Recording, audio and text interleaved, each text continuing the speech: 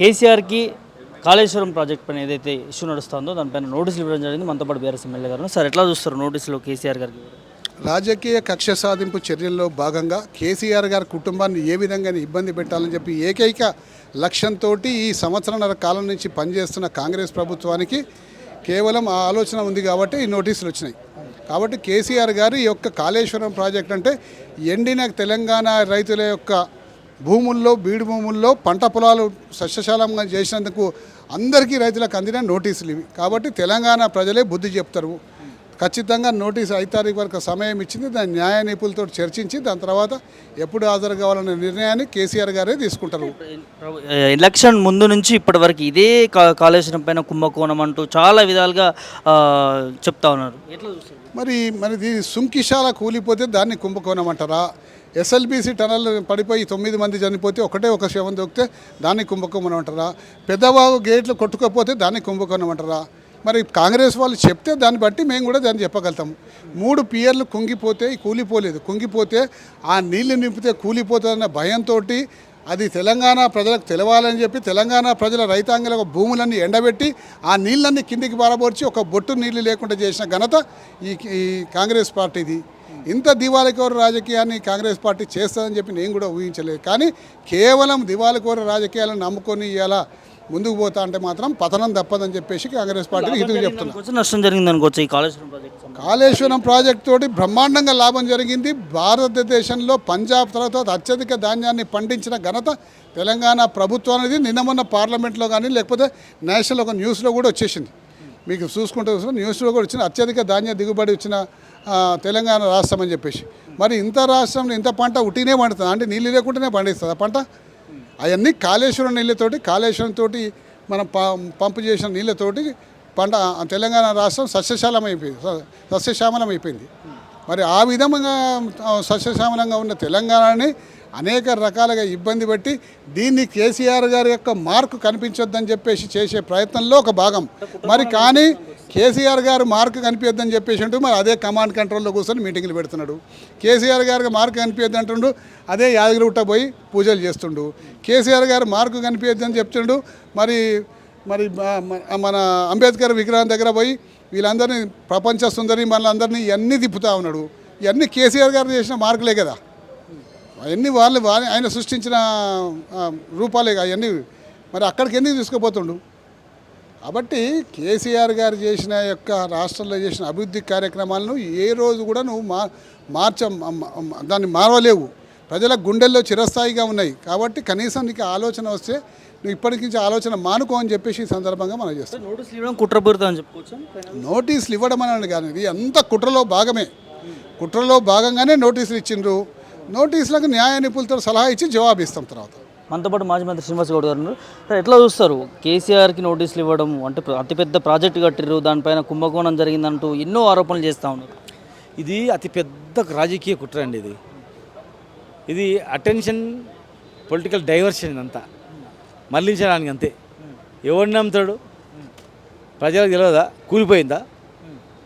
కుంగిపోయింది. అంత పెద్ద ప్రాజెక్టులో కుంగిపోతే రిపేర్ చేయాలి ఇమ్మీడియట్గా. రిపేర్ చేయకుండా కూలిపోవాలని దేవుని కోరుకుంటున్నారు. కూలిపోవాలా ఇంకా కూలిపోతలేదేమరా ఇంత వరద వచ్చినా కూడా నిలబడ్డది అని చెప్పి వాళ్ళు చూస్తున్నారు. అట్లా ఒకవేళ నోటీస్ ఇవ్వాల్సి వస్తే కేసీఆర్ గారికి ఒకరికి ఎందుకు ఇస్తారు? ఈటల రాజేందర్ గారికి ఇచ్చారు కదా, బీజేపీకి అని ఇచ్చారు. మరి కాంగ్రెస్లో సబ్ కమిటీలో 2 ఉన్నారు కదా, తుమ్మల నాగేశ్వరరావు గారు ఉన్నారు, జూపల్లి కృష్ణరావు గారు సబ్ కమిటీ మెంబర్, వాళ్ళు కూడా ఇవ్వాలి కదా. ఈనాడు చీఫ్ సెక్రటరీ గారు వాళ్ళు ఫైనాన్స్ సెక్రటరీ వాళ్ళు కూడా నోటీస్ ఇవ్వాలి కదా. ఒక కమిషన్ అనేది ఓన్లీ కాళేశ్వరంకి ఇస్తారా? ఎస్ఎల్బీసీలో 8 మంది చచ్చిపోతే ఇయ్యారా? ఇంకా 7 శవాలు తీయాలి, దానికి ఒక కమిషన్ వేయారా? ఖమ్మంలో పెద్దవాగు కొట్టుకుపోతే ఇయ్యారా? ఇన్ని వైఫల్యాలు ప్రజల దగ్గర పోలేక, ప్రజలను తట్టుకోలేక, వాళ్ళ ముఖం చూపెట్టలేక ఏదో కాళేశ్వరంకు అప్పు అని చూపిస్తున్నాడు. అప్పులు ఎక్కడ? మేము తెచ్చినటువంటి హాస్పిటల్ కనబడుతున్నాయి, మెడికల్ కాలేజ్ కనబడుతున్నాయి, గురుకులాలు కనబడుతున్నాయి, రోడ్లు కనబడుతున్నాయి, ఇంటింటికి నీళ్ళు కనబడుతున్నాయి, ఎన్నో కనబడుతున్నాయి. మీరు వచ్చిన లక్షణాలు ఎక్కడ పోయినాయి? ఒక స్కీమ్ ఉందా? ఒక స్కీమ్ లేదు, పాస్ లేదు. ఇవాళ ఉట్టి బదనాలు చేసుకొని తిరిగితే ఎవ్వడు నమ్మడు, ప్రజలు దాన్ని ఎదుర్కొంటారు. మీరు అన్నట్టుగా కాంగ్రెస్ నేతలు మంత్రులు కూడా ఉన్నారు, వాళ్ళు గతంలో బీఆర్ఎస్ పార్టీ పనిచేసిన వాళ్ళు, వాళ్ళకి ఎందుకు ఇవ్వాలి అనుకోవచ్చు కుట్రపూరితం. అదే ఇప్పుడు వాళ్ళ పార్టీలో చేయని అయితే ఉండదు అనమాట. క్లీన్ చిట్ ఉన్నట్లు బదనాం చేయలేదు, అట్లా చేయడానికి అవకాశం ఉండదు కదా. అట్లా కేసీఆర్ గారు బదనాం కావాలంటే ఒకరికి నోటీస్ చేయాలి.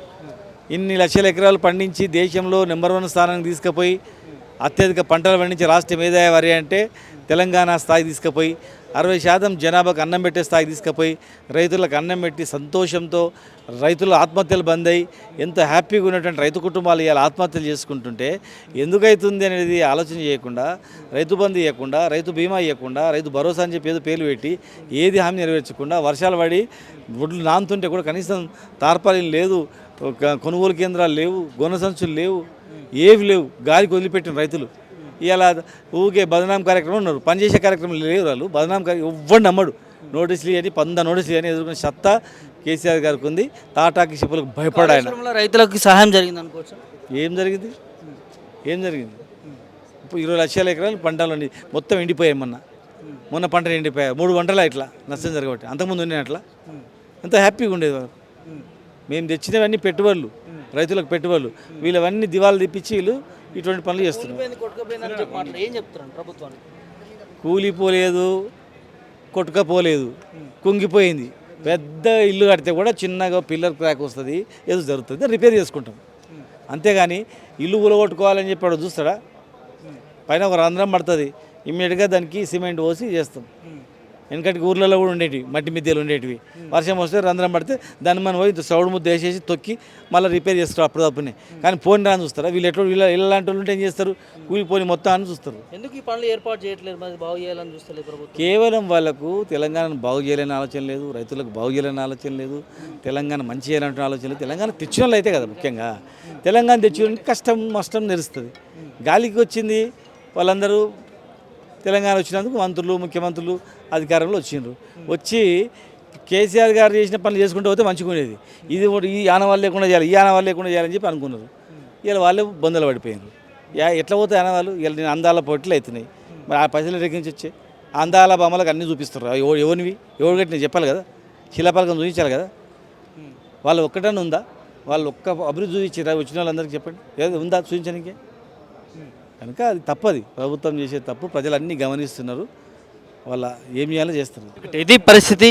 కాళేశ్వరం పైన నోటీసులు ఇవ్వచ్చు, కానీ ఏదైతే కాళేశ్వరం పైన చేస్తున్న ప్రాపగండా కరెక్ట్ కాదంటూ కూడా బీఆర్ఎస్ నాయకులు చెప్తున్నటువంటి అంశాన్ని చూస్తా ఉన్నాం. కాళేశ్వరం వల్ల ఇలా తెలంగాణ కావచ్చు, రైతాంగాలు కావచ్చు ఏ విధంగా ఉపయోగపడింది, సాగునీరు వల్ల రైతన్నలు ఎట్లా పంటలు పండించుకున్నారు అనేది క్లియర్ కట్గా మాట్లాడుతూ ఉన్నారు. ఏదైతే కాంగ్రెస్ ప్రభుత్వం అధికారంలోకి వచ్చిన తర్వాత ఇప్పుడు కాళేశ్వరాన్ని మరి ఏ విధంగా ఎండబెడుతున్న పరిస్థితి, ఎక్కడో ఒక పిల్లర్ కూలితే కాళేశ్వరం మొత్తంని బదనాం చేయడం కరెక్ట్ కాదంటూ కూడా బీఆర్ఎస్ నాయకులు మాట్లాడుతున్నటువంటి అంశాన్ని చూస్తా ఉన్నాం. వీడియో జర్నలిస్ట్ శివతో ప్రభాకర్, మిరెడ్డి, హైదరాబాద్.